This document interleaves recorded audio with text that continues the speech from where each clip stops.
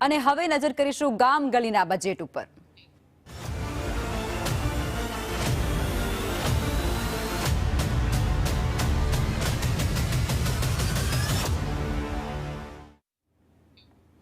ગામના ચોરાથી લઈ અને શહેરની ગલીઓ વચ્ચે બજેટને લઈ અને સામાન્ય માણસની શું આશા અપેક્ષા છે તે જાણવાનો પ્રયાસ કરવો છે। બજેટ જ્યારે રજૂ થાય ત્યારે શહેરોની જેટલી આશા અપેક્ષાઓ હોય એટલી જ આશા અને અપેક્ષાઓ નાના શહેરો અને નાના ગામડાઓમાં પણ હોતી હોય છે।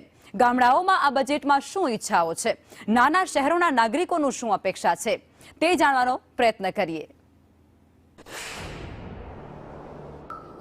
ચોક્કસથી ટૂંક સમયમાં જ કેન્દ્રનું બજેટ રજૂ થવા જઈ રહ્યું છે। કેન્દ્રના નાણામંત્રી નિર્મલા સીતારમણ છે કે જેઓ આજે બજેટ રજૂ કરવાના છે અને બજેટને આડે હવે ગણતરીની ઘડીઓ ગણાઈ રહી છે। તે વચ્ચે બનાસકાંઠા જિલ્લાના ખેડૂતો આપણી સાથે જોડાયા છે। આ બજેટને લઈને ખેડૂતો આ સરકાર પાસે આ બજેટને લઈને કેવી આશા અપેક્ષાઓ રાખી રહ્યા છે તે જાણવાનો પ્રયાસ કરીશું। આપણી સાથે ખેડૂત છે, શું કહો છો? બજેટ હવે ગણતરીની મિનિટોમાં રજૂ થવાનું છે, શું આશા અપેક્ષા ખેડૂતો રાખી રહ્યા છે? સરકાર બજેટમાં ખેડૂતોને આંકડાની માયાજાળમાં ગુમરાહ કરે છે। છેલ્લા ઘણા વર્ષોથી ખેડૂતો માટે જે ભાવોનું નિયંત્રણ છે એ બિલકુલ નહીવત છે। જે ભાવો વધવા જોઈએ, 2012માં મગફળીના 1200 રૂપિયા હતા, રાયડાના 1100 રૂપિયા હતા અને એરંડાના 1300 રૂપિયા હતા। 2026માં પણ એ જ પરિસ્થિતિ છે।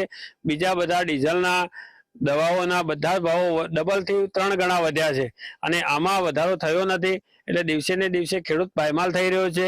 સામે જ્યારે અહીંયા ટપક અને ફુવારા માટે સરકારે સબસિડીની જાહેરાત કરી હતી અને આ વિસ્તારે 70% સબસિડી હતી, તો આખા વિસ્તારે ટપક અને ફુવારા કર્યા હતા। પણ 7 વર્ષ પછી બીજી સબસિડીમાં 45% અને એમાં જીએસટી કપાય છે એટલે 30 થી 35% સબસિડી મળે છે। એટલે ધીરે ધીરે ફરીથી ખેડૂત ટપક અને ફુવારા છોડી અને પિયત કરતો થયો છે। સામે અમે ટ્રેક્ટર ખરીદીએ છીએ ત્યારે બીજા ઔદ્યોગિક એકમોને 45 થી 60% સુધીની સબસિડી મળે છે, જ્યારે ટ્રેક્ટરમાં અમને 1 લાખ રૂપિયા સબસિડી 60 થી 1 લાખ રૂપિયા સુધીની 60,000 થી આપે છે અને એમાં જીએસટી કપાય છે। એટલે અમારા ખેતીના ઓજારો પણ અમે ખરીદી શકતા નથી। મોંઘવારીનો માર ખેડૂતો પાસે બને છે। ધંધાદારી પોતાના છોકરાને ધંધાદારી બનાવવા માંગે છે, નોકરિયાત બનાવવા માંગે છે, વેપારી બનાવવા માંગે છે, પણ ખેડૂત કે પશુપાલક કોઈ એવો નથી કે પોતાના દીકરાને ખેતી કે પશુપાલન કરાવવા માંગતો હોય। આ દેશની વિકટ પરિસ્થિતિ છે। એટલે સરકારે આવનાર બજેટમાં એક તો ભાવો અત્યારની વાત કરીએ તો રાયડામાં લગભગ પાલનપુરમાં 2250 બોરી રાયડાનું વેચાણ થઈ રહ્યું છે। હજી સુધી આ એમએસપીમાં જે રાયડો ખરીદવાનો છે એની જ નોંધણીની પણ જાહેરાત નથી કરી। એટલે આ લોકો ક્યારે નોંધણી કરશે, ક્યારે ખરીદી કરશે, એ એટલા દિવસ સુધી ખેડૂત જોડે પૈસા હોય ના પૈસા એ રોકી શકે। એટલે ઘણી બધી બાબતોમાં આ સરકારની કાળજી વગરની છે, બેકાળજી છે।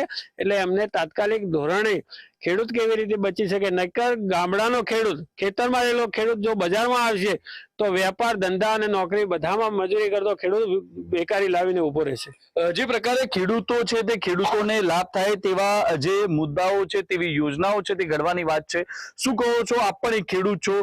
ખેડૂત આપની દ્રષ્ટિએ આજના બજેટમાં ખેડૂતની આશા અપેક્ષા?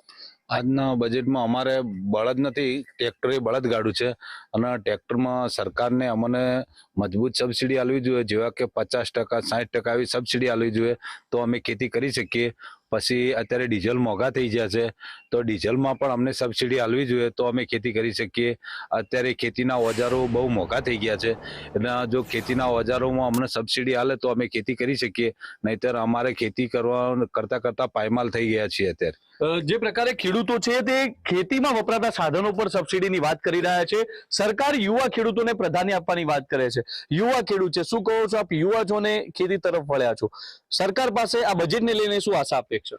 સરકાર પાસે અમારે આ બજેટ લઈને એ જ અપેક્ષા છે કે એમએસપી ના ભાવોમાં વધારો થવો જોઈએ અને ખેડૂતોને જે કે આ વખતે મગફળી ખરીદી તો પૂરેપૂરો ખેડૂતનો મગફળીનો જથ્થો જે ખેડૂત ઉત્પન્ન કરે એ પૂરેપૂરો જથ્થો ખરીદાવો જોઈએ।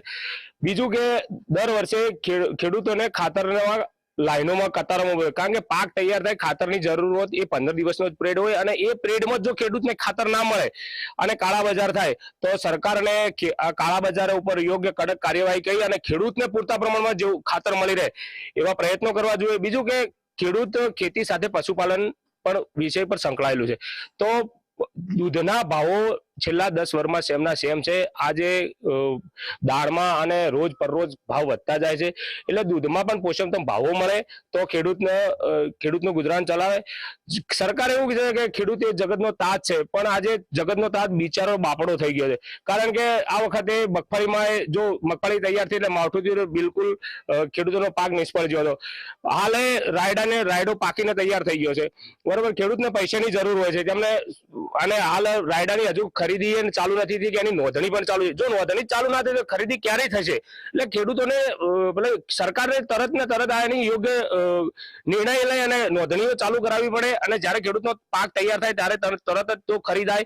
તો એવી અમે ખેડૂતો જોડે અપેક્ષાઓ રાખે છે. જે પ્રકારે યુવા ખેડૂતો છે તે કુદરતી આફતની વાત સાથે ખેડૂતોને ફાયદો થાય તેવી નીતિઓ ઘડવા માટેની વાત છે. માવજીભાઈ, શોર્ટમાં આ બજેટને લઈને મુખ્ય એક મુદ્દો ખેડૂતો વતી ખેડૂતોનો એટલો જ મુદ્દો છે કે બીજા ઔદ્યોગિક એકમોને જેવી રીતે 40 કે 60% સબસિડી આપવો જોઈએ, એવા ખેતીના ઓજારોને પણ 40 થી 60% ટ્રેક્ટરમાં અને બીજા ઓજારોમાં સબસિડી આપવી જોઈએ. ફુવારામાં પણ ફરીથી કરીએ ત્યારે 70% સબસિડી મળવી જોઈએ. અને ભાવો અમે તો એવું કહીએ છીએ કે આજે જો રાયડાના 1200 કે 1250 MSP છે, હવે દર વર્ષે 7% ખાલી અમને વધારો આપો તો અમને પોહાય, પણ ભાવ મારે બીજી કોઈ મફતવું નહીં જોઈતું. અમને પૂરતા ભાવ મળે તો ખેડૂત સુખી છે. આ બનાસકાંઠાના ખેડૂતો છે, ટૂંક સમયમાં જે બજેટ રજૂ થવા જઈ રહ્યું છે, આ ખેડૂતોએ પોતાની જે આશા અપેક્ષાઓ છે તે સરકાર સામે વ્યક્ત કરી છે. હવે સરકારનું આ બજેટ ખેડૂતોની કેટલી આશા અપેક્ષાઓ પૂર્ણ કરે છે તે જોવું રહેશે.